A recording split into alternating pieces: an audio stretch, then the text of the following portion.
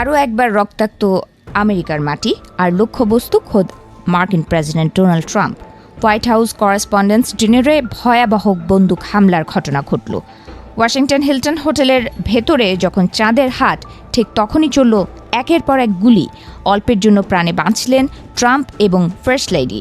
শনিবার সন্ধ্যায় ওয়াশিংটনের অভিজাত হিলটন হোটেলে তখন বার্ষিক ডিনার উপলক্ষে সংবাদ মাধ্যম আর রাজনীতির হাই প্রোফাইল ব্যক্তিদের ভিড়।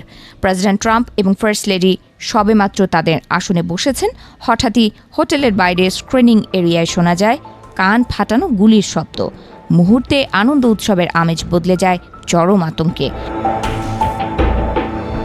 প্রত্যক্ষদর্শীরা জানাচ্ছেন অন্তত 5টি গুলির শব্দ শোনা গেছে।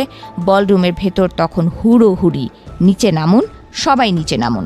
সিক্রেট সার্ভিস এজেন্টদের চিৎকারে কেঁপে ওঠে চারপাশ। উপস্থিত সংবাদকর্মী এবং অতিথিরা খাবার টেবিলের নিচেই আশ্রয় নিতে বাধ্য হন।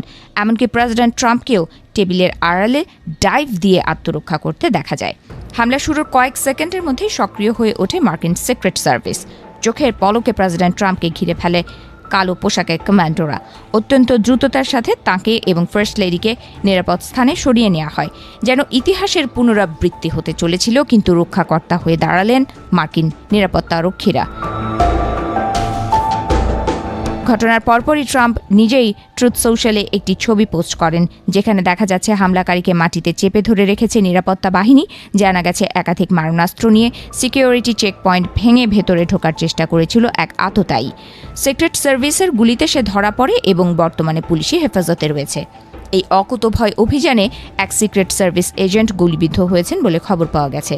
ট্রাম্প জানিয়েছেন ওই এজেন্টের গায়ে থাকা বুলেট প্রুফ জ্যাকেট তাঁর প্রাণ রক্ষা করেছে।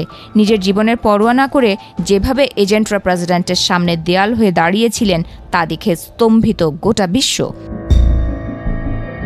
ঘটনার কিছু সময় পর সংবাদ সম্মেলনে প্রেসিডেন্ট ট্রাম্প হামলাকারীকে ঠগ এবং সংবিধান বিরোধী বলে আখ্যা দেন।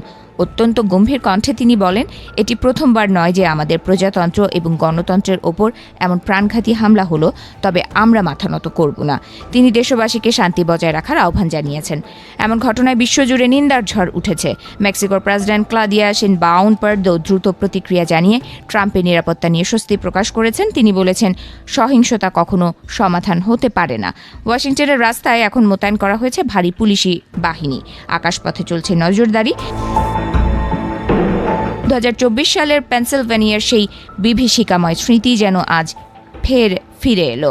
সেবার কান ছুঁয়ে বেরিয়ে গিয়েছিল বুলেট, আর এবার হোটেলের দরজায় থমকে গেল ঘাতকের লক্ষ্য। বারবার কেন ট্রাম্পকে হত্যার ছক কষা হচ্ছে তা নিয়েই ইতোমধ্যেই তদন্ত শুরু করেছে FBI।